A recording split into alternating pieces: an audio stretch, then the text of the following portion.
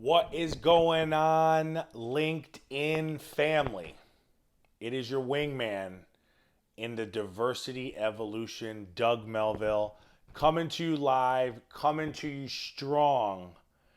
And today is going to be Education Week here on LinkedIn today. So today we are going to talk about supplier diversity or supplier diversity, depending on where your accent is from. But today we're going to talk about supplier diversity. It is something that many times is separate from the roles and responsibility of a diversity associate, director, vice president, EVP. So a lot of times diversity departments were structured where the focus was solely on workforce. So if you look at how most chief diversity roles are broken out, workforce is 1/3 of the job and belonging is the other third. But this is the third, and that is supplier diversity. So I want everyone to realize that this is a way that you can help inform and inspire and change your organization by simply understanding where the accounts payable, bills, and receipts go. And it's your opportunity to see if you can invest in more diverse owned companies. Okay. So, what's different about workforce and belonging is that those are internal functions. And many times, supplier diversity is an external function because your company is paying outside companies all the time for services and products. But how can we change our supply chain? So, let's break it down. So, I have a graphic here right on my right or left, depending on which way the mirror is facing. And on that graphic, it breaks down the businesses in the United States of America. So there are 30 million businesses in the United States with a tax ID number. So if your friend's cutting hair in his garage, he's not on here as a business that's being counted. So there's around 30 million businesses in the United States of America, according to the SBA, Small Business Association. Of those businesses, they are about 50-50. 48% of every business in America is majority owned by a white male. And 52% of every business in America is majority owned by a woman or a person of color. So the breakdown of the businesses is about 50-50. And you hear about this a lot in Small Business Saturday and other executions out there in the marketplace. But when it comes to where the money goes, most businesses grow and thrive and survive by having corporate contracts and corporate accounts because that allows them to get bulk opportunities and scale up their operations. Selling one cookie at a time is great, but if you can get a company to buy 1,000 cookies, that's even better. But when it comes to business transactions, I want to show you how that chart looks. When it comes to business transactions in the United States of America, 94 cents of every dollar that every single corporation writes to a business in the United States goes to a white male owned business, and 6 cents of every dollar goes to a business owned by a woman or person of color. And since ownership is how wealth is historically built, this gives the management fee and the profits and the rev share and the dividends to disproportionately to 50% of the Americans and underrepresents the other 50%. So think about that. Of every dollar spent in the United States of America, only 6 cents goes to businesses owned, operated, and controlled by a woman or person of color. This is the context of supplier diversity. Now, if you've been watching the news over the last week and seeing historic levels of businesses have been going, shuttering their door, been going bankrupt, been going out of business. And if you look at the data and the statistics in the last 90 days, let's just round up to 100. In the last 100 days, 40% of every business that's owned, operated, and controlled by a Black American has been shuttered. Latinx, Asian, white. You could see the breakdown there of the percentages. And if you actually look at how many businesses that is numerically, It's about 3 million businesses, okay? So in the last 100 days, 10% of every business in the United States has closed its doors, okay? So this could be just the start. We could have a quick recovery, but this is the importance and value of supplier diversity. So the next thing is you should be familiar with the acronym MWBE. You may have seen it before, you may have heard it, you may or may not have been interested, but let me break down what it stands for. An MWBE is a business that is a woman or minority business enterprise. So I personally don't like the word minority because it's a less than term. Before people even walk in, you already have them labeled as less than. But the official government term is minority. I like to use the word multicultural. So multicultural or woman business enterprise. Okay, that's an MWBE. So going to the last chart I had, 15 million MWBEs in America, 15 million white male owned businesses in America. That constitutes the 30 million businesses. But what we have to do is we have to pay a close attention to how you can tell who owns the business. So there's two different ways that minority or multicultural businesses are assigned. One is certified. A certified business means that they went to a third party company or a state or a city. They filled out an application, they submitted their bank records, they submitted their tax returns, and they send them in, and that shows that the business is owned through the ownership documents, operated through the bank statements, and controlled through the tax returns. So a lot of times, though, people don't want to send in that information. The reality is, if you start a company, many times people don't want to send in tax returns and bank statements and have that all sent to a third party they never heard of. Particularly in the creative industry, a lot of people don't want to be boxed in, so they don't necessarily go to get certified. But that is, if you ever hear the term certified woman owned business or certified multicultural owned business, know that that's what is entailed in the certification process. If you're approved, you get a certificate in the mail that explains to you that you are indeed certified. Classified means that someone who starts a business, so I start a business and I classify it as a diverse owned business. I don't have to fill out any paperwork. You can meet the owner, which is me. You can shake my hand and you could know. A lot of times I tell people, if you're starting a business, on the list of things that you need to do, most of the time people don't say, I'm going to go down to an office and get certified that I am diverse, or I'm going to get certified that I'm LGBT, certified that I'm a woman, because that's not necessarily the craft or the service you are indeed selling. So that's the difference between a certified and a classified. So what you've been seeing a lot of on Instagram in particular is all these campaigns. This was started with Elaine Welteroth. This is the 15% pledge, asking big corporations, can you spend at least 15% of your shelf space, your website space, your products with diverse owned businesses, because it is important that we support these companies, because the PPP loans were disproportionately distributed and not inclusive of a lot of MWBEs.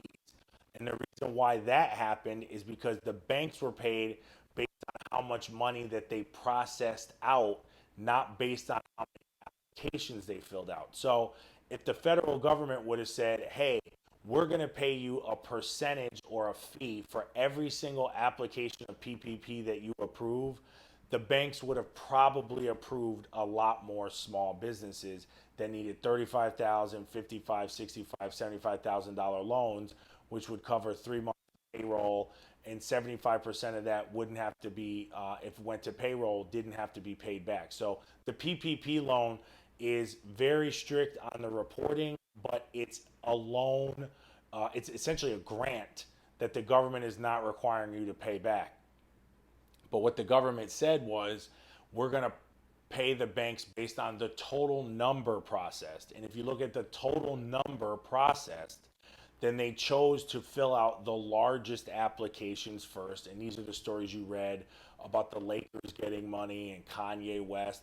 But the thing I say is, I'm not mad at the Lakers and Kanye West, because, like any business, they have also taken a hit. And if the rules are not dictating that they are excluded from the process, and the banks are incentivized to submit loans to them, that's not necessarily anything they did wrong, and it's not negative.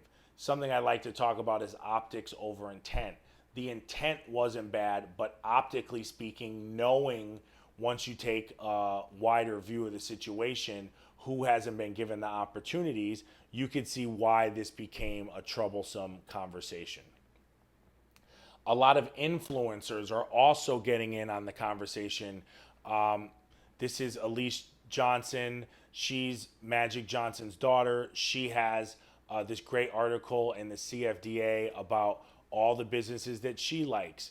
Jay-Z took out a huge full-page ad in multiple newspapers supporting black-owned businesses that he likes. So there's been a ton of Instagrams and a ton of different people saying, hey, look at all these great black-owned businesses that we could support. Now, my take on it is that we need to actually look at this in a very intersectional approach. I think part of it is big businesses and big companies aren't necessarily logging on to Instagram to figure out who they're going to hire from.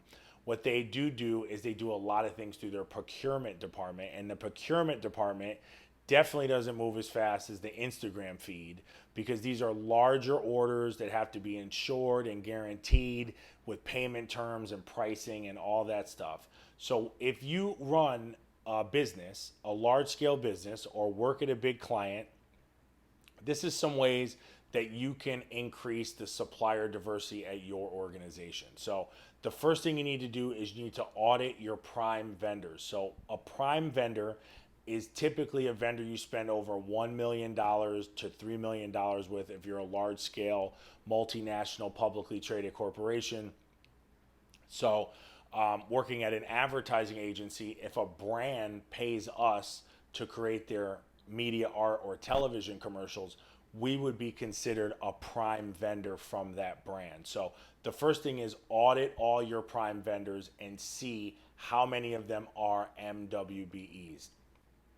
The second thing you need to do is give businesses the opportunity to rebid and open up the process. There is something called free the bid or free the work in our industry that ensures that television commercials are opened up to allow more people to bid on the process. So the next thing is start rebidding and opening up some of your opportunities so people could start having the ability to hire in new businesses. And the third part of it is track the spend. So once you audit all the vendors you use, then you rebid and open it up. The third part is how can you track the spend? And that's typically done through the accounts payable department. Now, most of this doesn't fall under talent or HR. So many times if diversity officers or managers are just focused on the talent, this wouldn't really be something in their remit. But a lot more companies are getting supplier diversity executives. I know in my particular situation, I built and created the supplier diversity narrative, and that was something that was important to me because a lot of times people want to see a numerical value for diversity.